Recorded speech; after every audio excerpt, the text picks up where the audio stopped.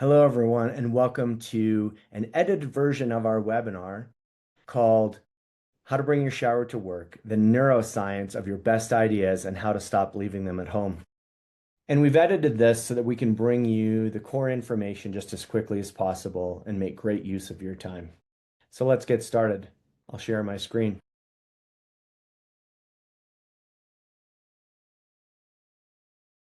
Our brains are incredibly complicated. Our minds have over 86 billion neurons, and there's so much that we don't know about the human brain still. But one of the things we do know is that our minds work on electrical frequencies between the synapses and the neurons. And when those neurons fire in synchrony with each other, they create discernible patterns that are detectable via the electrical impulses they create. And those impulses create waves that we're going to talk about today. And they come in different frequencies. And there are five really common frequencies. Most people know about two of the frequencies because they're essentially in our common everyday conversations to some point or another. One of them is delta. That's deep sleep. It's the sleep that really creates recovery in our bodies. It's not REM sleep, it's non-dreaming and it's very restorative. But the other one, folks probably don't know the name of that frequency, but they know the concept. And the concept is flow. That state in our minds when things are really firing, when we're having great ideas, when things are really moving along, and that's the gamma state. And that's a very high frequency. But there are three other states. And we're really going to focus on two of them that a lot of folks haven't heard of. And the reason we're going to do that is because it has a direct application to work and how to bring our best ideas to work. And not just bring our best ideas, but also create optimal conditions for work no matter what we're doing. And so let's keep going with those states. And here's an overview of what we've shared so far. Really, the brainwave states are neurons firing in synchrony at that create frequencies that are measured in hertz. And so here's a look at those five frequencies. Let's start with gamma or flow. I call it the matrix. It's when things are firing in our brain across many regions of our brain, and it's almost unlimited. One of the interesting things about gamma, though, is that you can't force it. You really can't create it on demand. It can be accessed when the conditions are right and when things sort of fall into place. And so learning how to set those conditions is one of the things we'll learn today. Delta, as we mentioned, is deep sleep. It is physical repair and restoration, both in our mind and in our body. Theta. This is one that a lot of us know as well. It's that state right before sleep or right after sleep, when we are creative, when it feels nice. There's a bit of a bliss to it. But we also experience it when we're in the shower. That's the title of our webinar. We also experience it perhaps when we're on a long highway drive. I experience it when I'm hiking or mountain biking, sometimes even skiing. And the conditions are such that theta happens to come when those conditions are set in many cases. Next is alpha. Alpha is one of the two we're really going to focus on today. It's one of the most, I'll say, neglected or unused states, but it can be the most helpful state for work for most of us. And then beta. Beta is about tasks and basic decisions. But it's limited. It's limited to what you already know. It's a workhorse though. When we're just knocking out tasks at work, when we're doing our to-do list at work or at home, when we're deciding what to have for lunch, etc., beta is great, but it has some downsides. And there's a couple that we're going to talk about that you'll want to really become aware of. And one is the tired but wired state when your body's exhausted, but your mind just won't stop.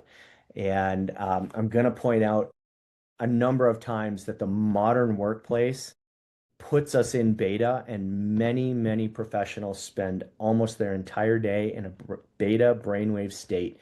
And there are a lot of negatives to that. So let's keep going.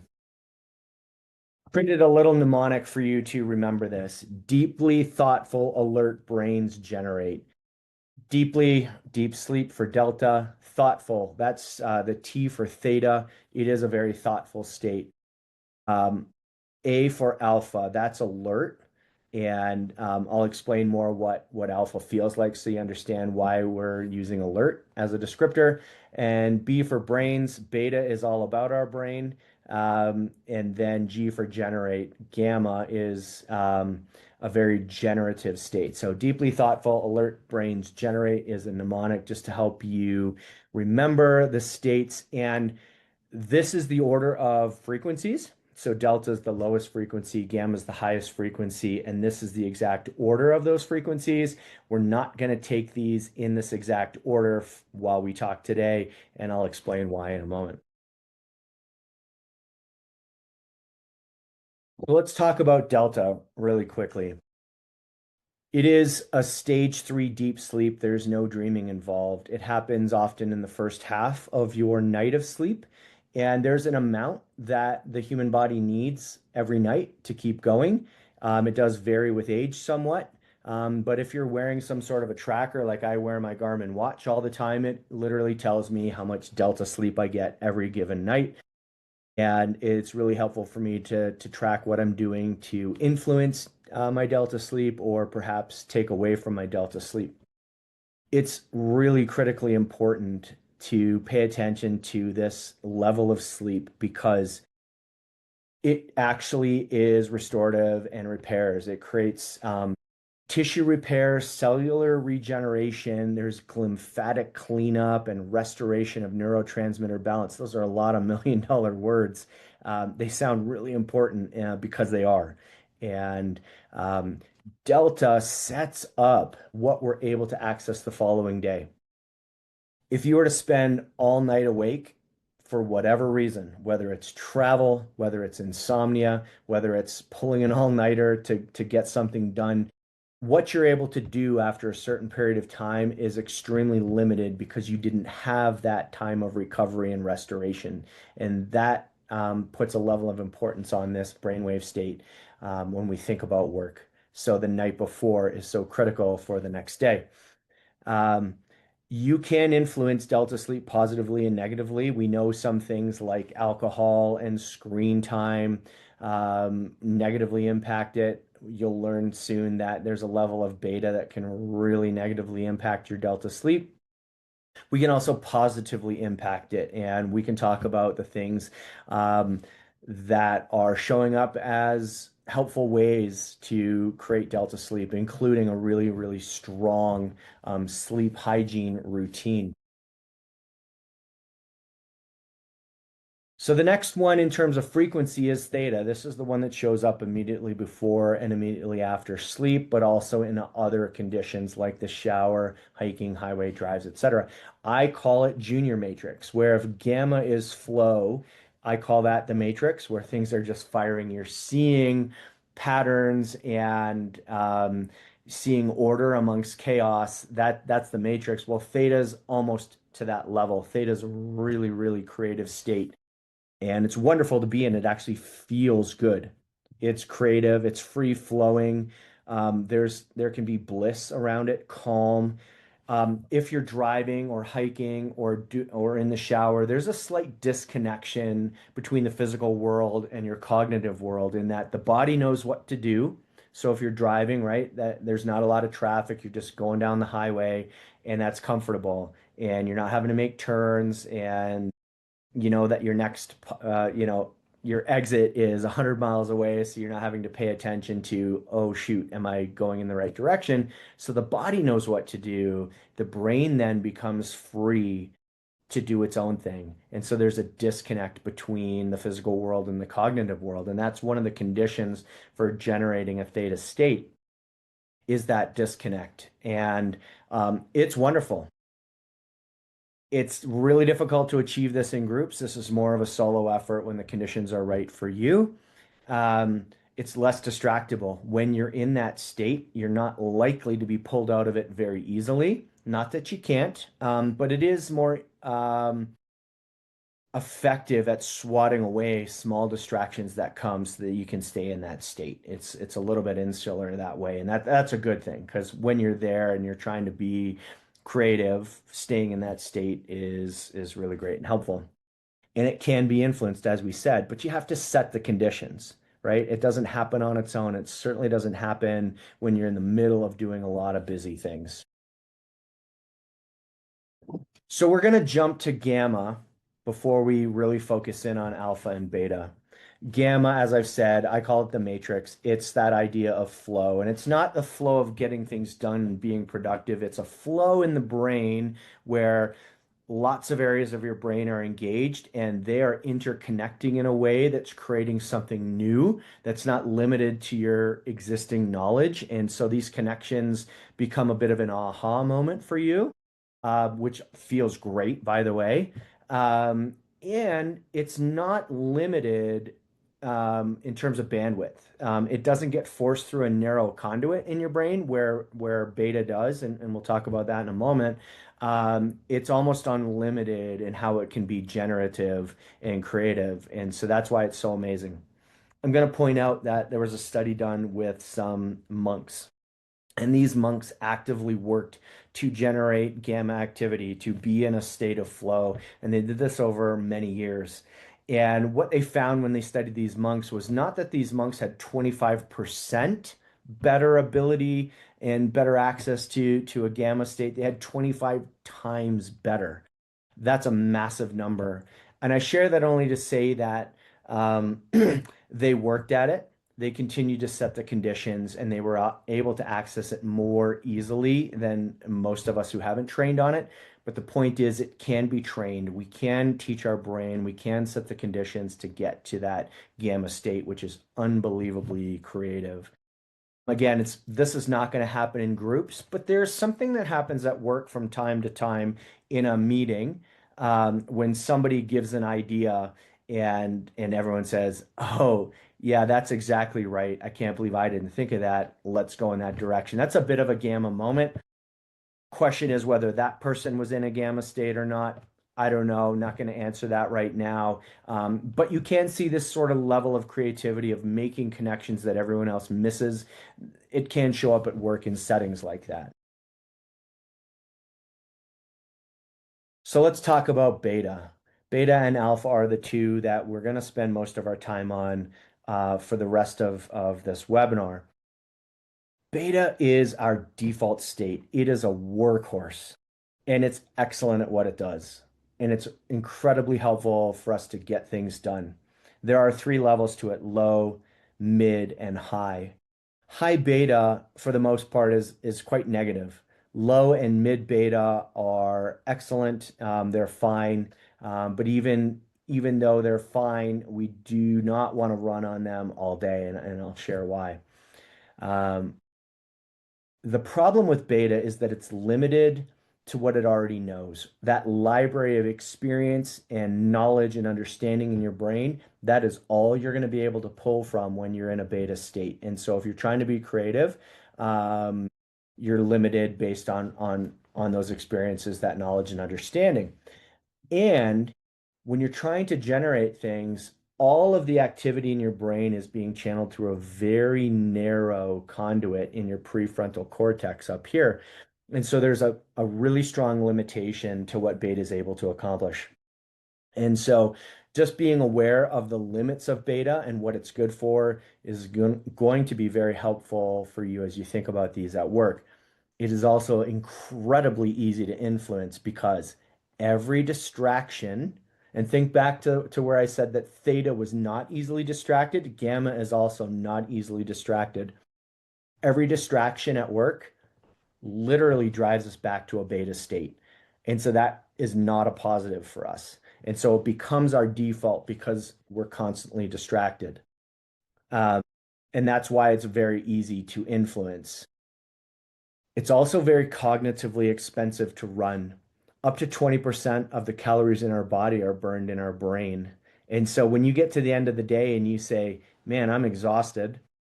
I didn't do anything but sit at my desk." Well, your answer is because you were likely in beta mode all day and it burned the calories for you, whether you were aware of it or not. So you don't actually have to be moving to be burning a high number of calories. Beta is also very reactive. And so I say it can be like an amygdala hijack where you're almost out of control if you allow yourself to be reactive. And so there are lots of contexts where we don't want to be reactive at work. And if we're in a beta state, then we're more likely to be reactive. And so these are some of the negatives. All of that to say, though, beta is very effective at getting things done. And so we want to be cognizant of which brain state we're in. So not only do we have the tired but wired state, but we also have an autopilot beta where what we're doing is so unchallenging, so easy for us that we go on autopilot.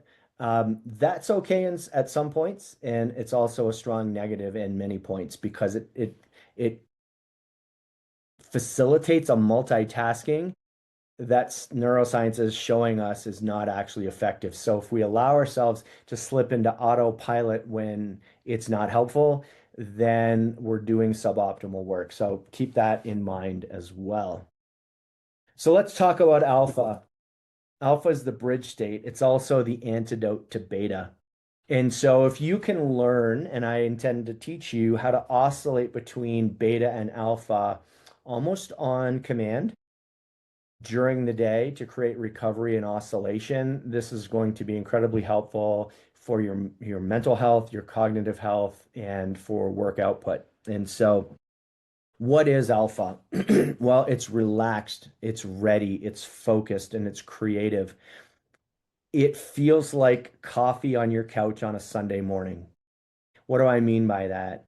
It's that time when your to-do list is still there and there are some things that are urgent and you know they're urgent, but they don't feel urgent. They feel very manageable because you're on the couch and you're having coffee and you know you're going to get to it and you're going to do a good job with it, but you're not panicked about it. You're focused, you're relaxed, you can be creative.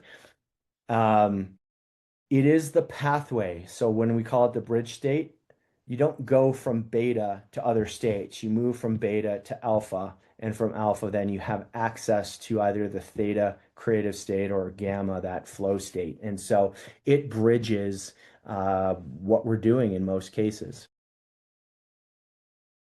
It's also very easy to influence. Neuroscience has showed us a number of effective ways to influence alpha, things like physical exercise. So if you actually do high impact or high cardio, like high heart rate cardio, when you're done with that, there's a good chance you're in an alpha state because your body has set the conditions for it. Something like binaural beats. This might be new to a lot of folks, but it's a frequency. You need to wear headphones for these beats because it's playing one frequency in one ear, another frequency in the other, and the difference between those two frequencies. So if you subtract one from the other mathematically, that's the frequency that's going into your brain, and your brain has been shown in many cases to sync up to that frequency. So if you were to play that alpha frequency of between 8 and 13 hertz in your brain for about 10 minutes, then your brain in many cases can sync up to that. And so you can put yourself in an alpha state. Breathing exercises. And we're going to talk about a couple of them here before we end. And I would love for you to try them because I have found them to be incredibly effective to get me out of beta and into an alpha state. One of my favorites is no matter where I am, if it's the winter, I don't usually crawl into a freezer, but if it's cold outside, I like to go outside and do cold exposure. This is a very short list. There are many other methods that work to get us out of beta and into an alpha state, but these are some of the most effective and easily accessed ways to do that. So we already know these states. We've talked about them. Let's look at this list and think to yourself which state the person is in. So Sarah has been in back-to-back meetings since 8 a.m. It's 3 p.m. She's answering emails while half listening to a call. What state Is Sarah in? The answer is that Sarah is in beta and she's in autopilot. She's actually not focusing a lot on either task. What she's doing is too easy, and she is in beta, but it's autopilot, and she's not really giving it her all. Marcus is driving home on the highway. He's been driving for 45 minutes. His mind starts wandering, and he suddenly solves a problem he's been stuck on for days. What state is Marcus in? The answer is theta. Marcus is in theta because he is driving. He's not focused on the driving. His mind is wandering, so there's a disconnect and he gets creative. Something comes up that he didn't see coming. He's been stuck on this problem for days. It appeared out of nowhere because he set the conditions. Whether he intentionally set them or not, the conditions were there and theta was able to show up and create a solution for him. Julia just finished a tough workout. She's on the couch, not doing anything in particular. She feels clear and calm. What state is Julia in? The answer is alpha. The clue is that she finished a workout, and so she set the conditions for alpha through her body by physical exercise. It also says she's feeling clear and calm. And so this is how alpha feels. This is one of the ways that we set the conditions for alpha. Next, a team is in a deep strategy session. One person suddenly says, wait, what if we completely flip the model? And the room goes quiet because that is obviously the right answer. What state or what happened there? The answer is gamma. And not that the whole team was in gamma. We don't even know if the one person was in gamma, but it's an example of people are overlooking the obvious, but something happened where connections were made so that an answer popped up that seemed right immediately. Everyone understood that immediately, and that's a gamma-like experience. I would perhaps argue that the person who came up with that answer was in a gamma state, some way, somehow. And lastly, it's 2 a.m. David is technically asleep, but he's not resting. His mind keeps cycling through tomorrow's presentation. What state is David in?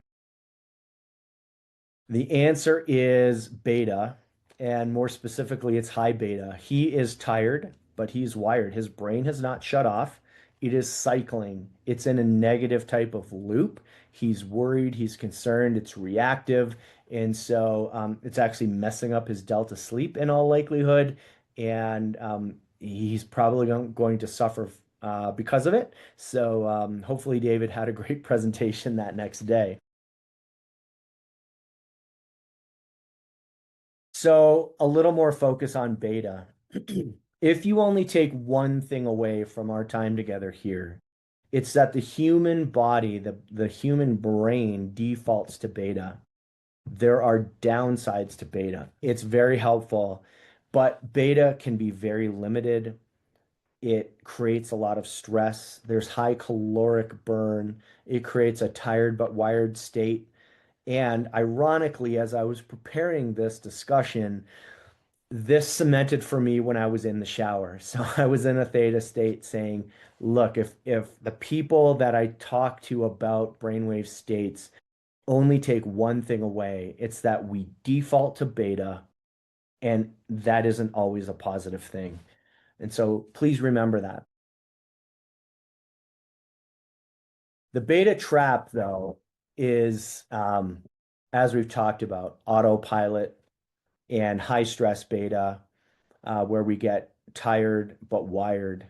Um, Here's why it defaults at work. Interruptions. We have self-interruptions and we have environmental interruptions. The idea of having always on availability creates something called continual partial attention. And that is a Pavlovian-like expectation that you're going to get a notice, a ping, something that says, hey, you're needed. Hey, read this. Hey, answer this. Respond quickly. Our bodies have been trained now that We need to be always on. And so we are actually self-interrupting in many cases unless we're protecting our time and attention. In fact, studies are showing that we're self-interrupting up to every 47 seconds, which is an outrageous number.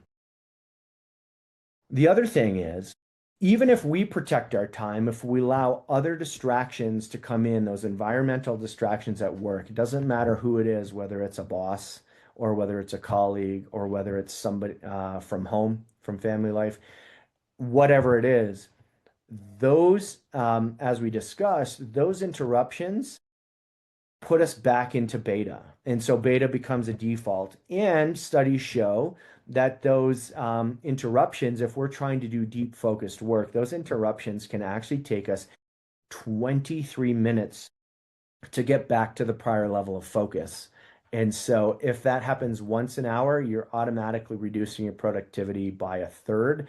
If it happens twice in an hour, you're now at less than a 33% ability to focus, potentially, depending on how and when they occur, getting very little done. And so this puts an importance on protecting your time and attention and actively working to get into an alpha state at the very least to be creative and to do deep work. And so the modern workplace is simply not set up with this in mind. The idea of back-to-back meetings and being productive and showing productivity by being busy, not helpful. Does not fall in line with the neuroscience. It also doesn't allow for recovery and oscillation because when we are in a beta state all day, it's highly stressful and there's high caloric burn. We need to be building in recovery and oscillation throughout the day, and we're going to look at that through some easy methods. So just stop for a minute and think with me. You can think about yesterday, you can think about a typical Tuesday, and answer these questions to yourself. How many hours were you in execution mode where you're responding or deciding or doing? How many hours were you in a state where you weren't being asked to respond to something? When did you last have an uninterrupted block of time longer than 90 minutes? Are you scheduling those? Do you have the ability to schedule those? When did you last have a genuine creative thought at your desk? So not in the shower. Or how do you bring that shower to work? If your insights are happening everywhere except at work, that's not a coincidence. That's a brain wave story. So let's talk about influencing states then, because we're not hostage to them. Now that we know what they are, what they feel like, what they do, and how we can use them somewhat, let's talk about influencing them. These are some really, really easy ways to influence. We're not at their mercy. We can shift our brain, and these are the easy ones. Breath. This is the fastest and most accessible way. We're going to practice two breathing techniques here in a moment. Movement. Simply getting up from your desk and walking starts to suppress beta activity and move us towards alpha. It's a biological given. So get up and move. Binaural beats, we talked about that. So if we're going to entrain our brain and try to create some synchronization between that beat and the state that we want to be in, this is an effective method. Now, the science is still open on this. There's no negative side effects to binaural beats. Perhaps it won't work for you. I've found it to be quite effective for me. It won't hurt if you try it, and it doesn't work.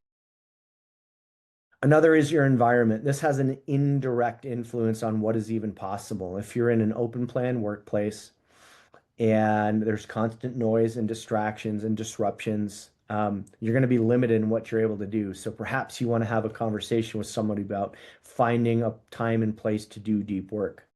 And then sleep is also, well, I'll say it's indirect because it's harder to influence, but it does have a direct impact on what you're able to accomplish the next day. These methods don't create 100% certainty that you're able to always on demand impact your brainwave state, but they are reliable. And the more you practice them, the more you'll be able to use them effectively. So here's one breathing exercise. We're just going to describe it here. This is inhaling for 4. So pause and out for 6.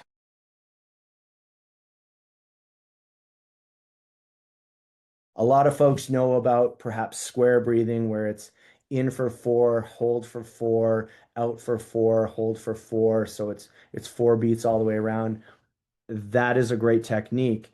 This technique, which is 4 in with a slight pause and 6 out, that elongated breath out activates your parasympathetic nervous system, which is not alpha.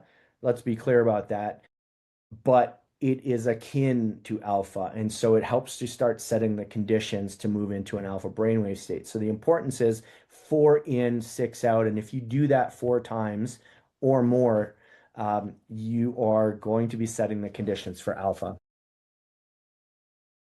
When you do that, when you get to the fourth or fifth, however many cycles you decide to do, and you get to the end, unclench your jaw, drop your shoulders, feel your feet on the floor, and just sit with that for about 30 seconds and see what happens to your body.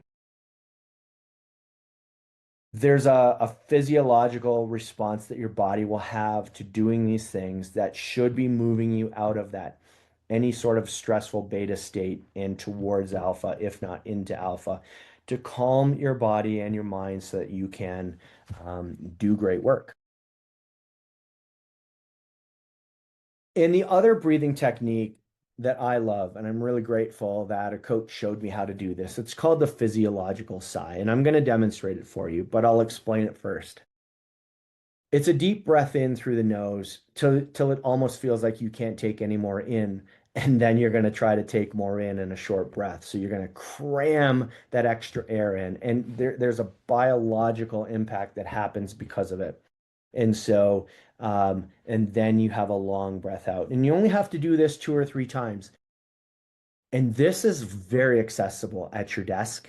This is accessible when you get into a meeting and perhaps you're there before everyone else, but you know you're wired and you're in a beta state and you don't want to be. You can do this. So it goes like this.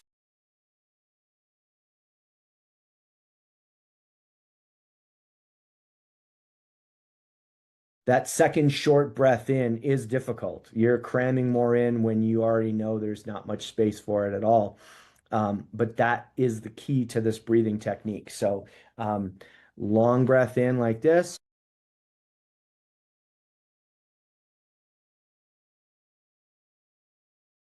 Long breath in, short one on top of it, and then long exhale. That's the physiological sigh.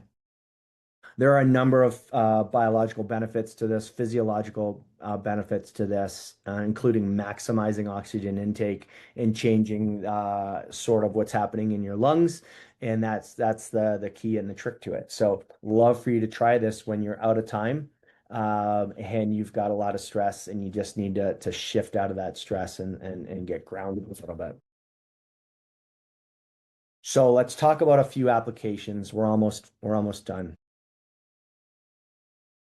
Answering email. A beta state is fine. You need focus on those emails, particularly if it's just an internal email where you're answering. You need focus, but you probably don't need creativity.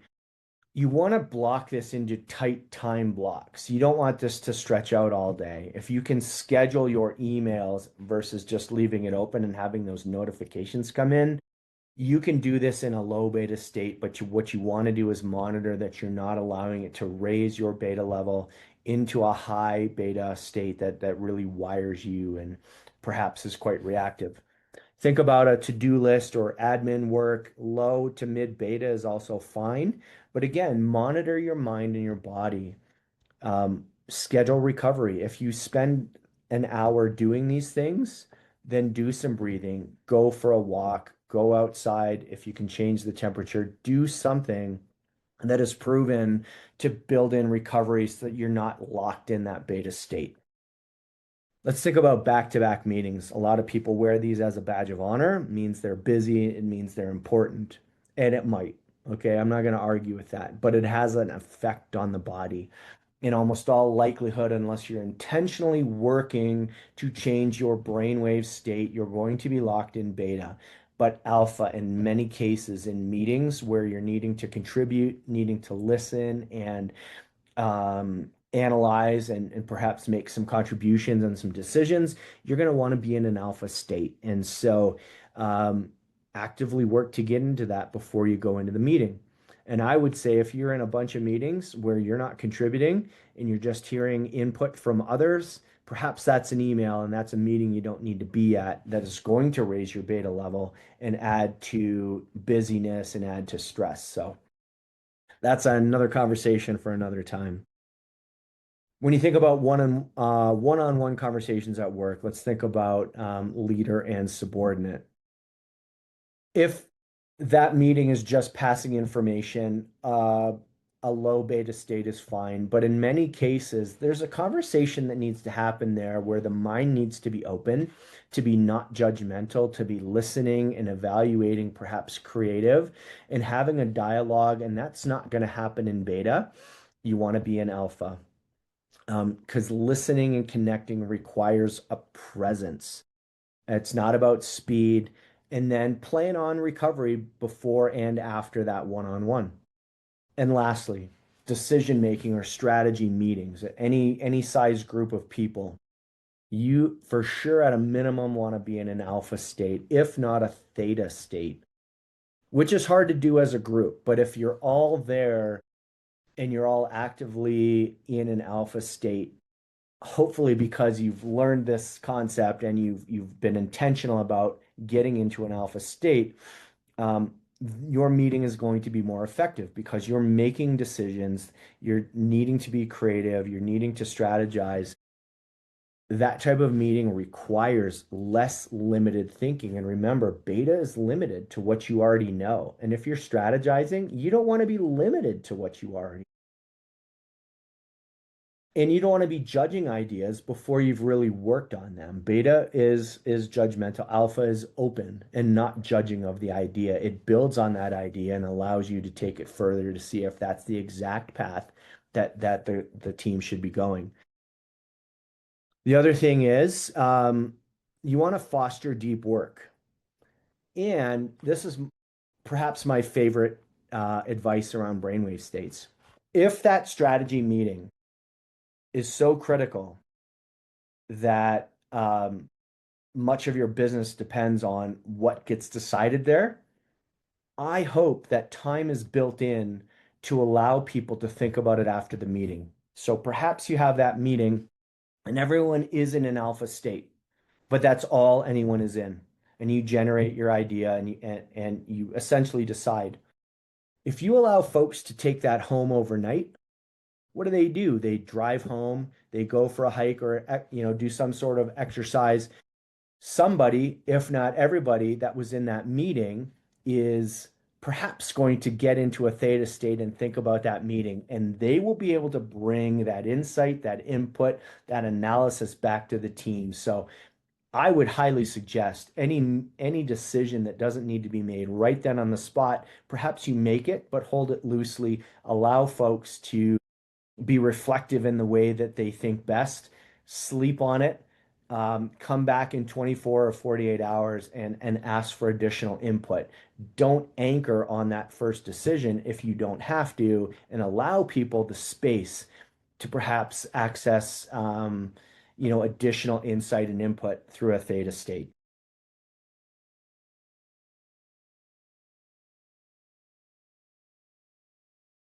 So I've got 5 bullets here. The first three are clues to the state you're in.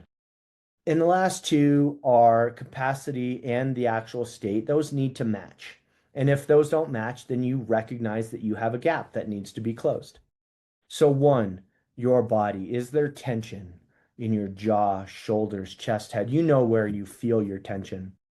Your breath. Is it shallow and fast or slow and easy? Your thoughts. Are they racing? Are they steady or are they quiet? Audit your body. Think about what you need to do. Think about where you are based on that audit and understand if there's a gap. And if there's a gap, then address it and let's move towards the state that you need to be in. And in many cases, it really is moving from beta to alpha because beta is the default and alpha bridges to anything else, or alpha is the state you need to be in. So moving from beta to alpha is a critical thing to learn. So the most underrated skill in everything we've talked about isn't knowing the states. It's developing the habit of noticing which one you are in before you make a decision, start a meeting, or tackle important work. And here are a few ideas. These are just my ideas. Well, not just mine. Science has shown that these are effective ideas. Start building these into your life. Pick one, pick them all. In many cases, the more the better. Look up other techniques to add and start building into your life so that you can notice where you are, recognize where you need to be, and close that gap. There are many, many more ideas, and I do all of these to some extent almost every day, and I'm finding it incredibly helpful. And so I encourage you to try these as well. And when you come up with questions, when you want to talk more about this concept and how to apply it for yourself, for your team, and for your organization, I'd love to hear from you at craig@work-better.co. Thanks for listening. We look forward to interacting with you soon.